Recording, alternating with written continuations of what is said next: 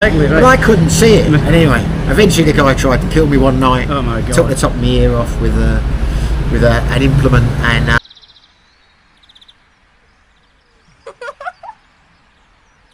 So hi guys, and welcome to sunny Dumaguete. And today I'm going to be interviewing some of you guys will probably recognise him from his channel. Simon. Hello. And what's your channel name again? I keep forgetting his bloody channel name. So do I. What's your name?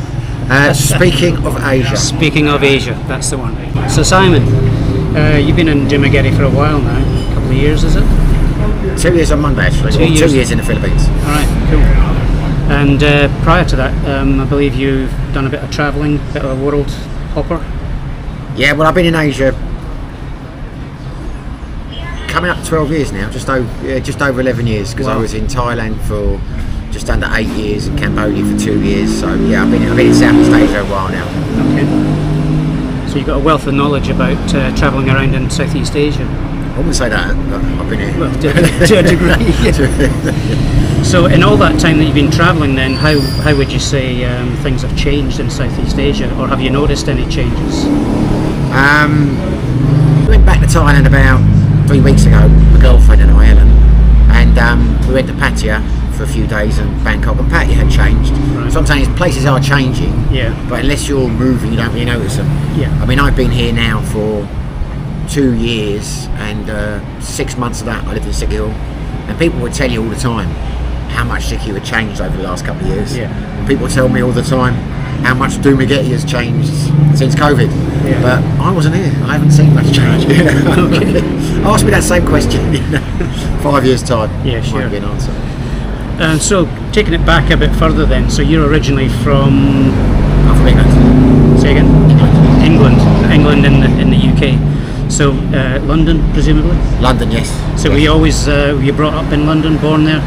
I was brought up in London. Well, born in London. I was born in Forest Gate, and I grew up in London and Essex. I went to school in Essex for most of, but I grew up in London, yeah. Okay. And then when I was 18, I joined the Air Force. Okay. So what was it like growing up in London? Yeah, it was alright. It's It's I had a happy childhood. So would that be in the 70s? I was born in 71, so yeah.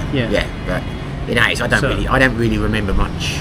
So when I think of my childhood, I think of like 1990 upwards. Right. I mean, I can remember, parts of my life, but 70s, yeah. 80s was really the time. So 18 really is when life kind of started for you, would you say, when you went to the RAF? No, I think life started from about 16, because at 16 I went, a friend of mine went to a place called Barry Island, and we got a job on the fair there, the pleasure park. Oh yeah. And then for a while we were touring, on the fairs, and I enjoyed that. And I got a job at Tesco's. I was a training manager there.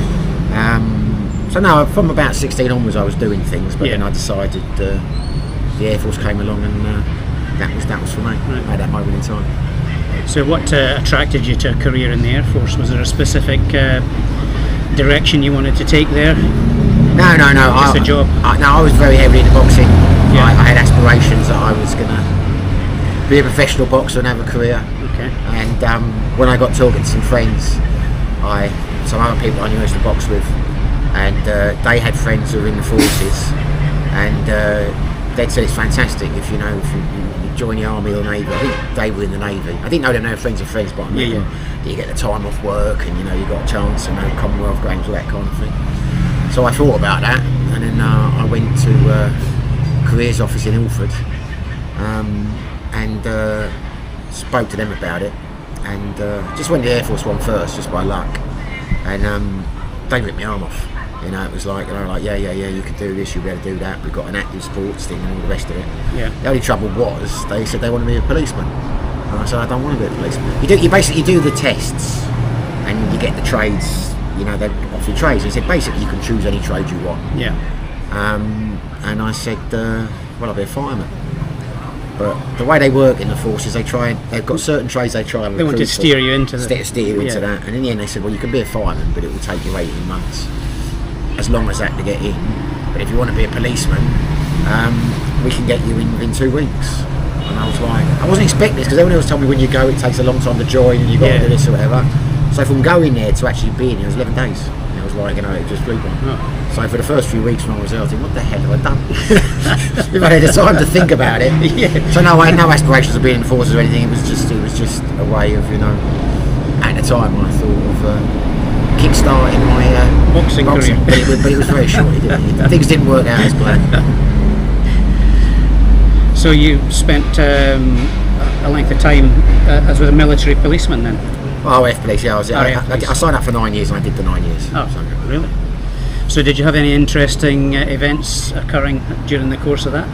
Saudi Arabia, I did a couple of tours of Saudi. I enjoyed that. Yeah, I enjoyed my time in the Air Force. It's just I can't think of any funny stories in a sense, but it wasn't for me. You know what I mean? I never intended to start. I knew it wasn't going to be for me, but I enjoyed it long enough to do the full 9 years. Yeah. But it was just an easy job. Yeah. You work 4 days on, 4 days off on most of the sites that you worked on and things, and it was just. But yeah, it's if I could do my time again, I would probably do that again. Yeah. But 9 years was enough. But no, I can't really think of a. Sorry. So you that's fine. So you left the RAF presumably with an honourable discharge. I did leave with an honourable discharge, yes. Yeah. Oh, that's good. And so what happened after that? Well, the last couple of years before I came out, I started doing a psychology degree, and I trained to be a clinical hypnotherapist. I had aspirations that I was going to go to Vegas, because I love the boxing. I'd been over to Vegas and watched a few of the fights that are over there, and I'd seen those gamblers, and I thought I come up with gambling addictions here. There could be a business in this. Right. So when I first came out of the Air Force, that was my plan to get into that. But after about 6-7 months, I realised that was not for me. So I did the obvious thing and I went into the security industry. And I ended up buying a 50% share of a company with another guy. And then for the next 14 years, I went in the security industry. And it went off in a number of different avenues. We started off in man guarding, but then I went on my own and I had a systems company, which, we do all sorts of electronic security systems and things. And then we got him another company that we did training because they. Which country was this in? Sorry? Which country were you in at that point? We were all over really, because I won't name the company, but we're quite lucky. We got a good contract down in an international company in Park Royal in London. Yeah. And they had managed to get exclusive rights to deliver Dell and Apple throughout Europe. But they only got that shortly after we were with them. So they basically said to us, how would you like to take over and do the security on our European sites? To which we said, thought about it, not really. And they said, well, in that case, we're going to have to let you go because we want one provider. Yeah. We'd like it to be you. So we ended up doing it. And we were operating predominantly in Holland, but we had sites in Poland, and we were doing the security transit, VNA, and all that kind of thing. But and then the security industry brought in licensing. You had the SIA. So we started training as well, other companies. Now we started a training company, to get people licensed for door supervisors, for retail, etc. We did a number of things. By the end of it, we had 5 different companies, but they were all around the security industry. Yeah. But towards the end, I started a travel business as well. We were doing VIP trips to Vegas. Right. So we did quite a bit, but that was up until that all stopped in 2014. So presumably you were making reasonable money doing that. We were doing all right. Yeah. Because one thing I did notice from watching your channel a fair bit is that you're not at the moment you're not old enough to draw a pension. No. So you kind of have an income source which is not based on a pension, which you're able to travel around and I've got passive incomes from the UK, and I've got investments and things, so yeah, I'm quite lucky like that. Yeah. But I live quite cheap. I mean, it's not like I'm living a luxury lifestyle. Yeah. I'm comfortable, should we say. Yeah.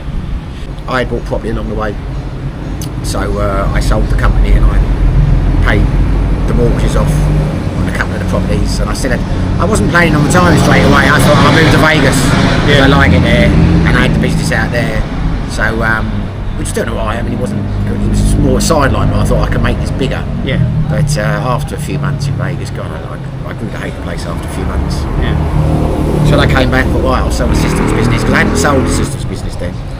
And at the same time, I'd split up with my wife, and I thought I'd start another business. But then I thought about it and thought the main reason I was really working was for the wife, in the sense that, we like to go away on holidays and all that kind of thing. And I thought, I've got to rethink what I'm doing. And I ended up going to Thailand. I thought I'd take a little holiday, gather my thoughts. Didn't want to go to Thailand, never had any aspirations of going to Thailand. And I'm not, people believe it or not, I'm not a sex tourist. But when I was down the pub when I got back, I just got back from Vegas, I was talking to a couple of friends, and they were saying, get yourself over to Thailand. I said, I'm not in on it. They said, no, you love Thailand. I said, the thing about Thailand is, because I've never been on holiday myself, that was what stopped me. I didn't want to go on holiday by myself. Because I think, who are you going to talk to, what are you going to do?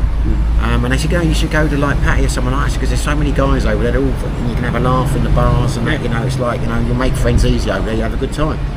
And I thought, that's not going to be for me. And I got there for the first 3 days, I was looking at it, I don't know, I was only one day, I thought, I had a couple of days, I'm going to go to one of these bars, like in the beer complexes. As soon as I got in, got to know the owner and that, had a fantastic time.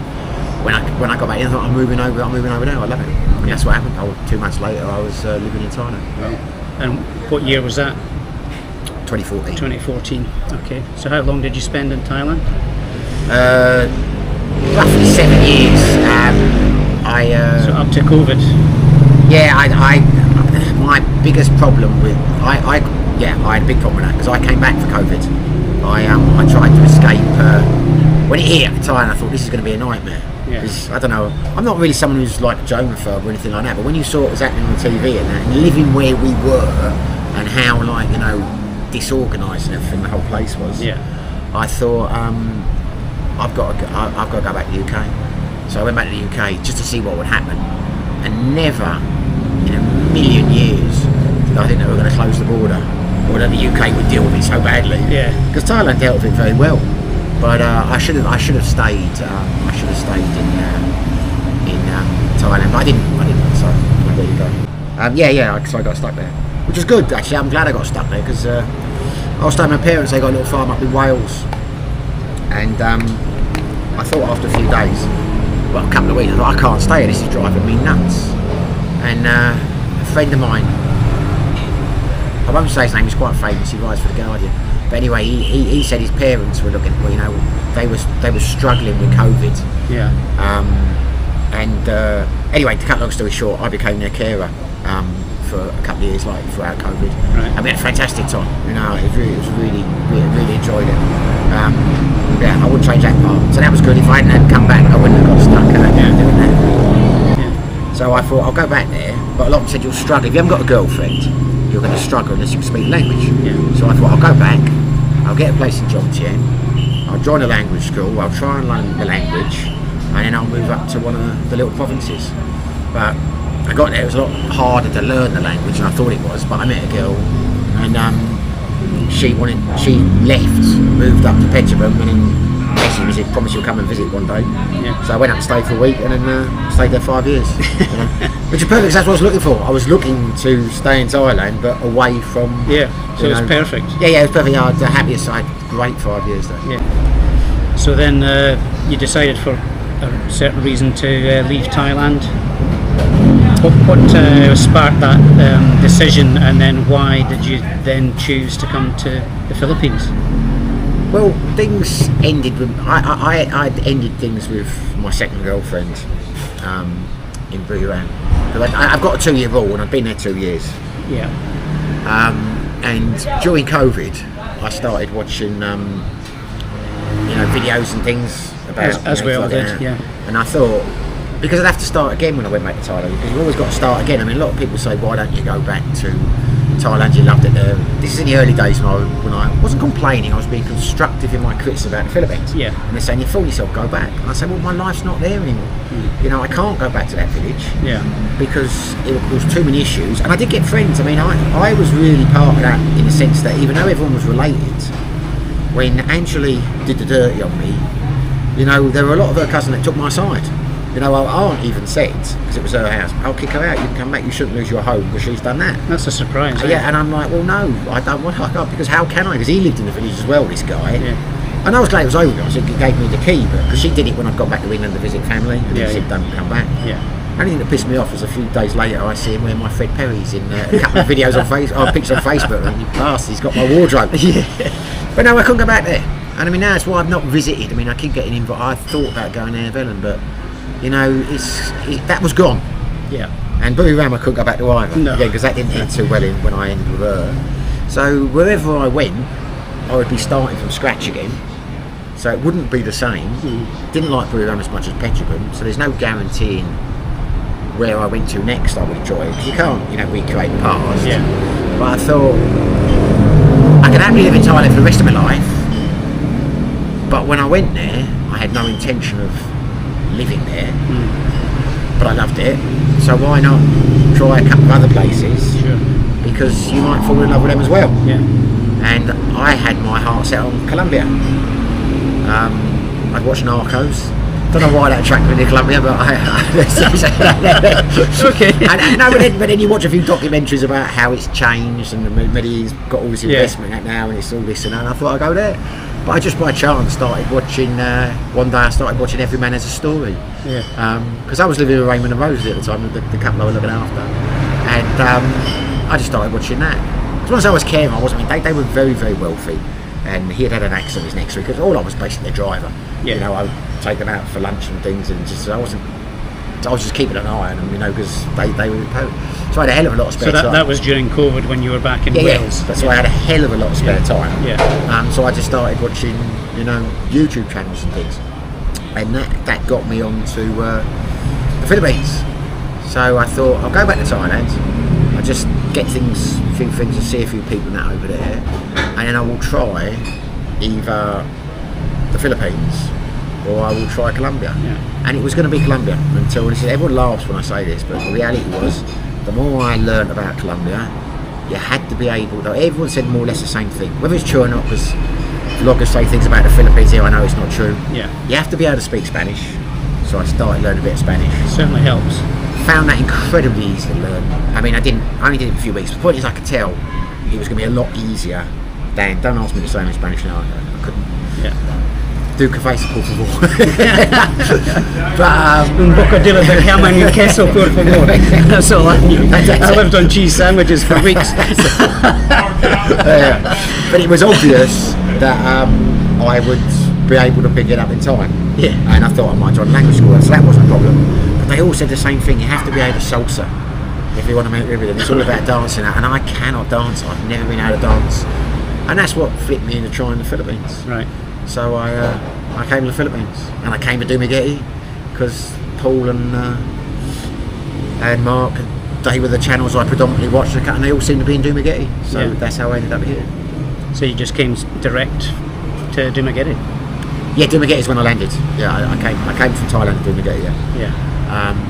Yeah. So Thailand into Manila and then straight from Manila down? Yeah, I had one night in Manila. That's the only time I've ever been in Manila. I stayed in transit. Not been back since. Well, no need. Yeah, no, Manila doesn't appeal to me. We're going to Vietnam for Christmas, but I'm going with a few friends. We're going to stay in Manila the night before we leave. Yeah. Get out and a night on the way back just to break the holiday out, because it's a long connection otherwise.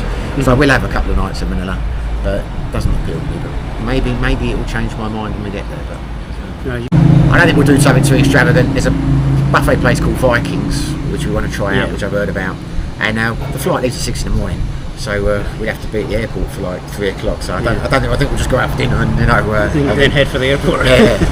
But it will be a night in Manila, or 2 nights on the way back. So you land in Dumaguete on your Todd. Yeah. And so how did you take it from there? Well, I'd always had it in my mind. I have a rule now, anyone watching my channel know it, I always give a place 2 years.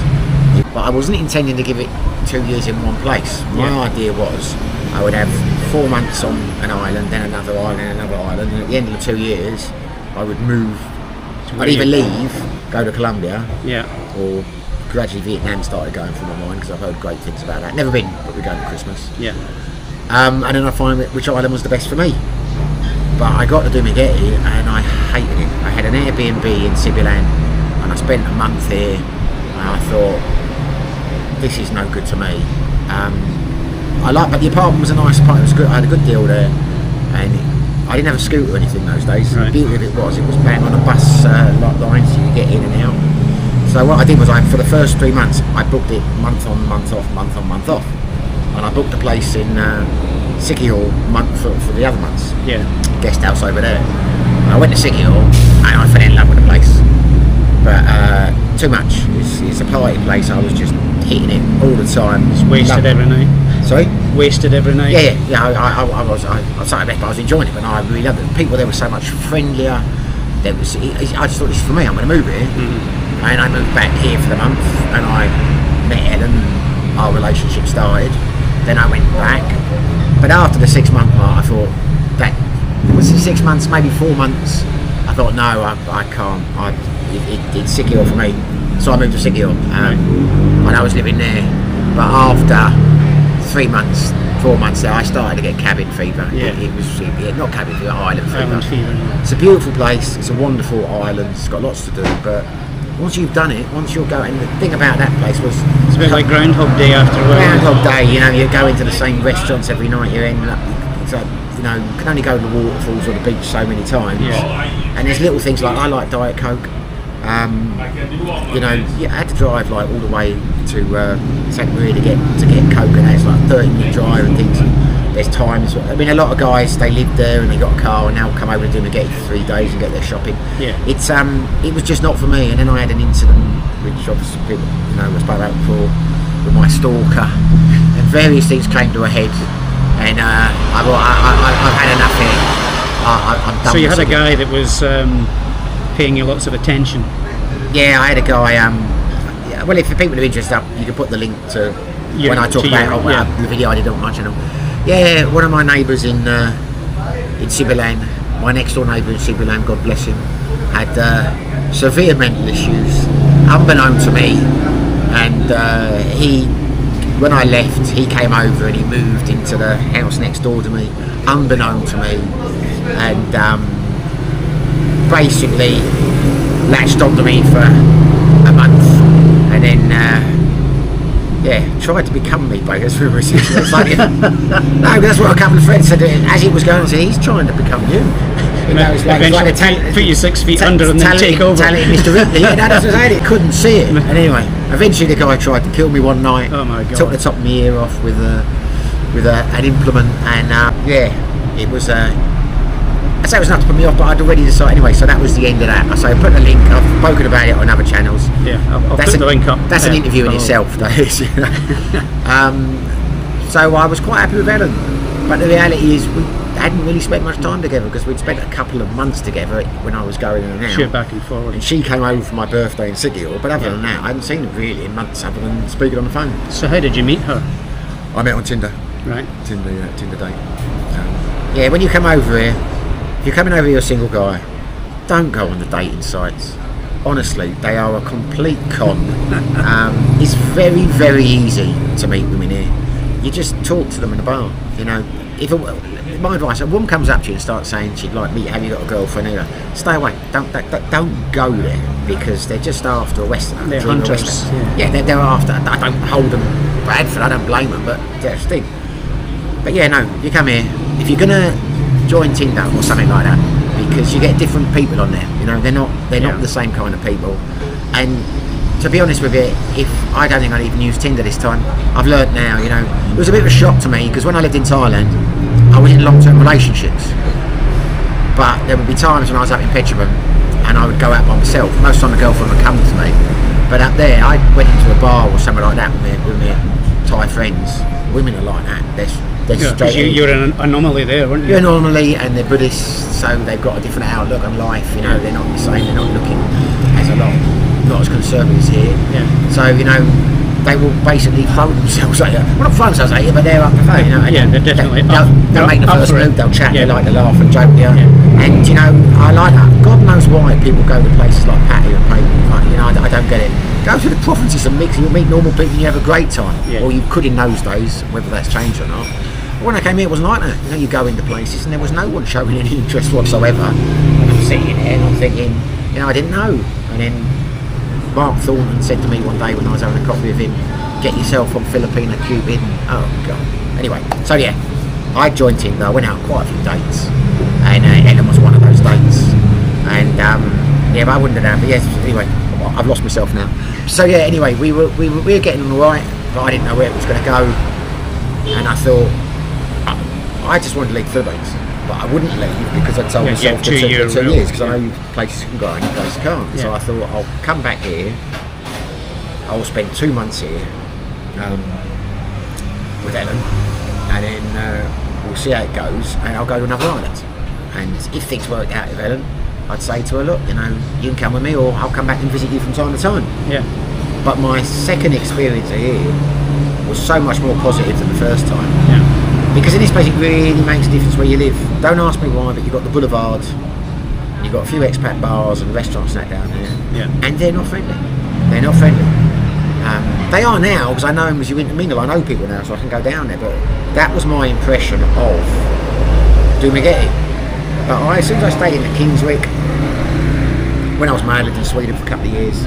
The owners there is Norwegian and his manager's Norwegian. I can speak a bit of Swedish, so I stayed there, heard him talking Norwegian, so I came over and chat with him. Yeah. We had a friendship straight away, and he introduced me to people. I came here, I met Ewan. Before I knew it, I took over the music quiz at the Kingswick, and then Ewan asked me to take over the quiz here, and I just was just slotted in.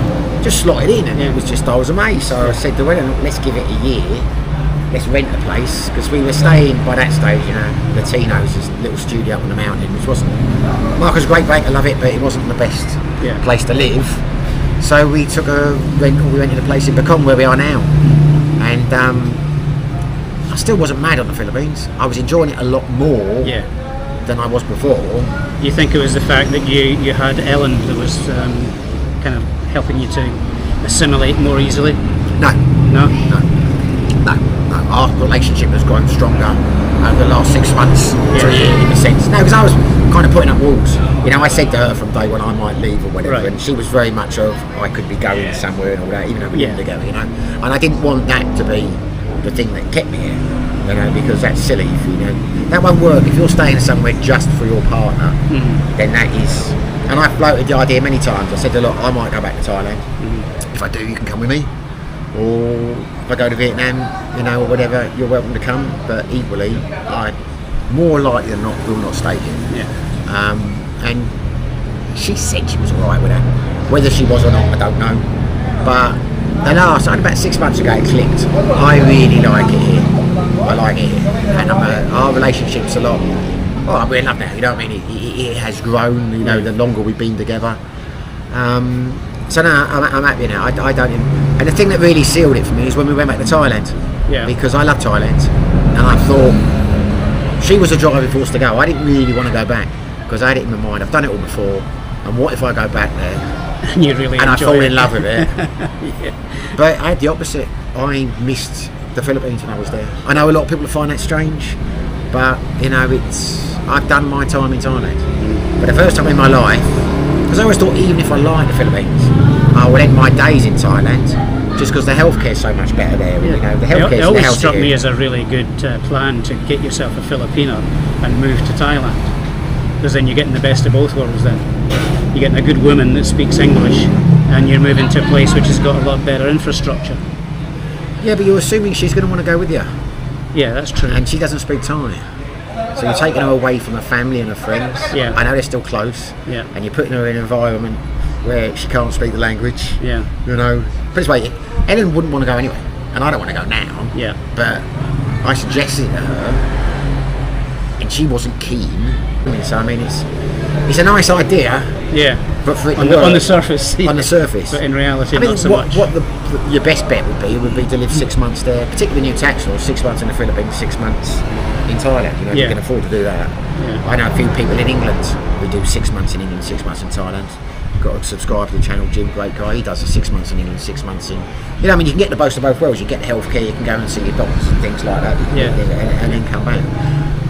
So yeah, we've signed that for another year. So you know, I wouldn't be doing that if I wasn't planning on. Sure. I can't see myself. I don't want to live anywhere else at the most at this moment in time. Yeah. You know, obviously, if something happened, or you know, we just don't know how life is. But you know, it's. But yeah, no, I'm very happy. I'm as happy here as I've ever been living anywhere. Right. Which I know a lot of my Thai subscribers find that very hard to believe. And we're all different. Yeah. So there we go. So there you have it. So thanks for having a chat with me. My pleasure, mate. I enjoy talking. Enjoy it. Thank you, Alex. Enjoy the interview. So Best of luck with your channel. thank you so much. So that's it for now. Thanks for watching, and tune in for the next one. Bye for now.